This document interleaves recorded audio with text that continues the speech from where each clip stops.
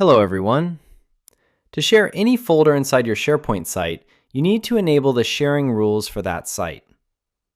For that, go to SharePoint and click on the menu in the top left corner. Then go to Admin. If possible, open it in a new tab. On the left side panel, you will find SharePoint. Click on SharePoint. Here, you will find your active sites. Click on any active site. Then, click on Sharing. Set the sharing option to Anyone, so anyone with the link can access the folder or file. This is how you can enable sharing for folders and files inside your SharePoint site.